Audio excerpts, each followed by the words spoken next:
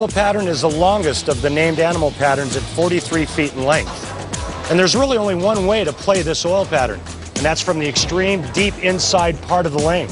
And anytime you create that much angle, it's always a huge advantage to have power. That's why on today's telecast, we have an overabundance of power players. But pay close attention to this outside part of the lane where you see this deep dark blue color. Remember, the dark blue represents a heavy concentration of oil. If the players get their bowling ball in this area here down the lane, that ball has no chance of getting back to the pocket, and the players will be swimming with the sharks. Thank you, Randall. Here's Michael Fagan, his effort in the third on that right lane. Perfect pocket presence there. And in the fourth,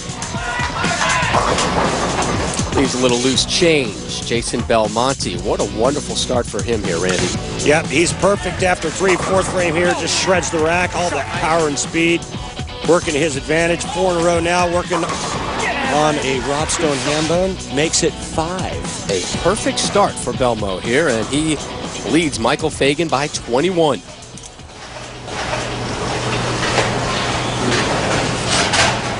Good look at that Sarge Easter grip, full fingertip in the middle finger, conventional on the ring finger to cut down revolutions.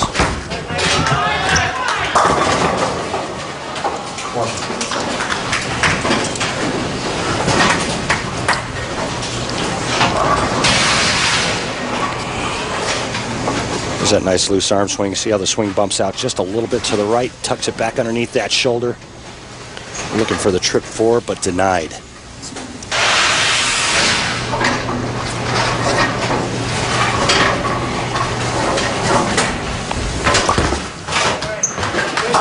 So back-to-back spares for the Long Island native who is picking up a new hobby.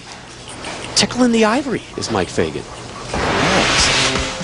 When it's time to worry about bowling, I do. But when it's time to get away from bowling, you know, I like to have an outlet. This year is actually a new outlet, but I really took up playing the piano when I was a kid. I played, and I kind of stopped when I was like, when I really started focusing on bowling, I quit the piano, stopped getting lessons and everything when I was like 13. And, you know, just something kind of keeps me occupied, and it's a lot of fun for me. I just love learning new songs and things like that, so. Did you ever play the piano?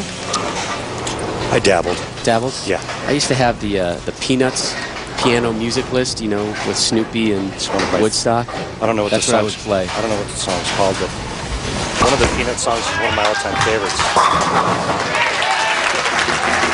Back on the strike train is Mike Fagan. Needed that after back-to-back spares.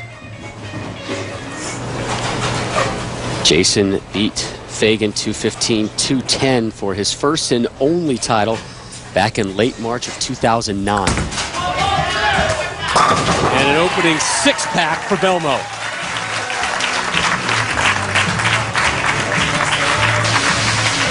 Now take a look at how far left Jason Belmonte is playing the lanes.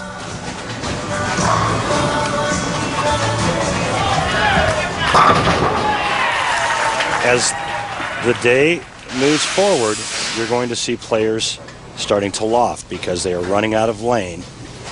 So in order to keep the ball on the lane, they're going to have to get it airborne to delay that hook and create even more angle for him. As you take a look at his arsenal using a not so aggressive tropical heat. Double wood.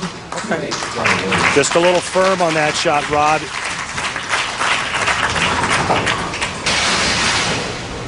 You see all the classic power players drift to the left to get out of the way of their swing so they can feed the ball to the right. That one just had a little bit too much velocity.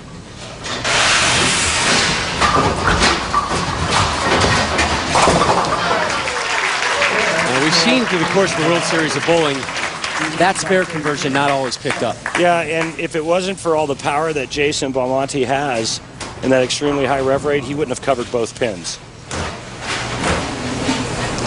I got to tell you, though, I love watching Michael Fagan bowl. I just love that high backswing, that real loose wrist at the bottom of the swing, and how he rolls that wrist up underneath the bowling ball and creates all that power. Like our #1 seed. does as well. Dan McClellan, sure, big, high, straight, vertical backswing. A double for Fagan and his 5th of this match.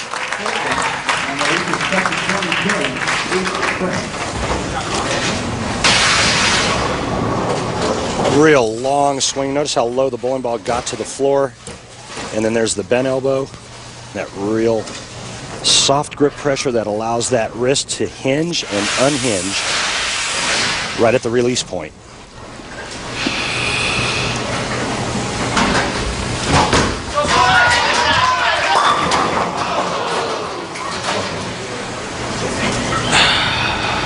Just a pinch too much bite in the back part of the lane causes that ball to flip a little more than Michael Fagan wanted. And no trip 4. Won his first title in a doubles event. And then last season won the one-a-day Dick Weber Open, beating Walter Ray Williams Jr. That one in late January of 2010. So Fagan takes the seat. And up comes Jason Belmonte, working off his first and only spare of the day.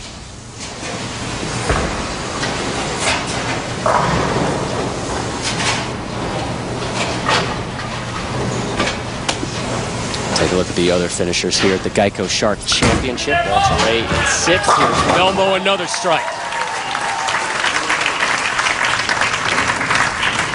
Jason, what adjustment did you make after that spare? The left lane for me is playing a little tighter. I think maybe for both of us. That's why Michael's using 2 bowling balls. So just got to make sure that I don't leak it right, stay aggressive with it, and the ball should do the rest. On that right lane, how much room do you have on your approach, kind of working your way around the ball return? Well, I'm a bit worried about when I reach the title match, let's put it that way. I'm standing in the fairway left now, so I'm pretty sure as the games go on, you're going to see a few guys start to get a little airtime with the ball over the gutter. Like the confidence. Thanks for your time, Jason. Thanks, mate. We saw Michael Fagan earlier this week do some hardcore lofting. YouTube saw it as well.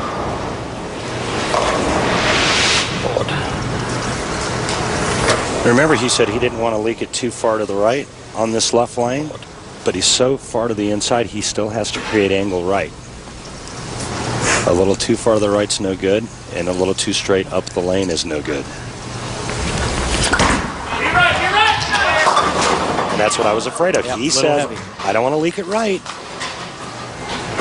I'm thinking, okay, he's going to try to go too straight and too direct, and that's exactly what happened. Now, he avoids the huge split. He still has a max 258 possible. The best Michael Fagan can shoot 247. Flawless with single spare conversions this week. Here's his first of match number 1. Second spare of the match for Belmo. Takes a seat, and his good buddy Michael Fagan steps up for his 9th frame effort. Fagan started off the match with an opening 3-bagger, dropped 2 9 spares, got back on the strike train with a double, and now working off a 9 spare here as we get ready for his foundation frame effort. Strike here would be mammoth for Fagan's cause. That's wide. Little wide right. Jesus Christ.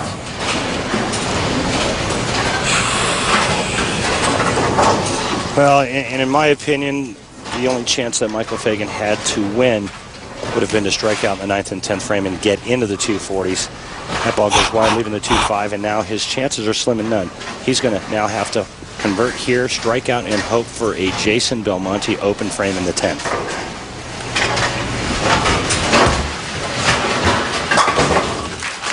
So there's the conversion.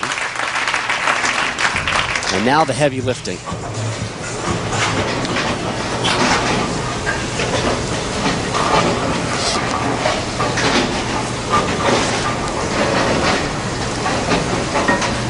Two strikes and 2 spares on this left lane thus far.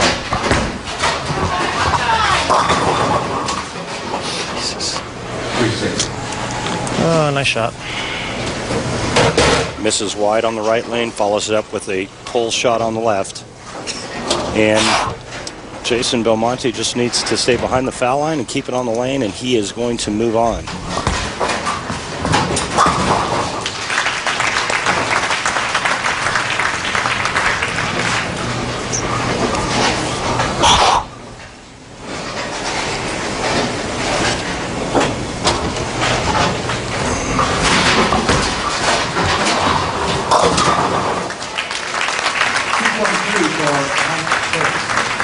Sixth and final strike of the afternoon for Fagan. He's in the books with a 223.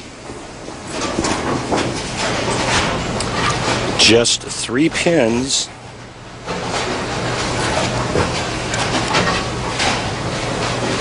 For Jason Belmonte.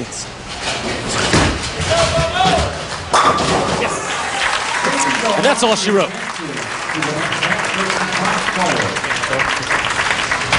So Belmo's quest for a second Lumber Liquidators PBA Tour title is still alive, and it was a storybook season last year around for Tom Smallwood. Can he repeat his success this time around? Smallwood goes for his first title of the season when we return.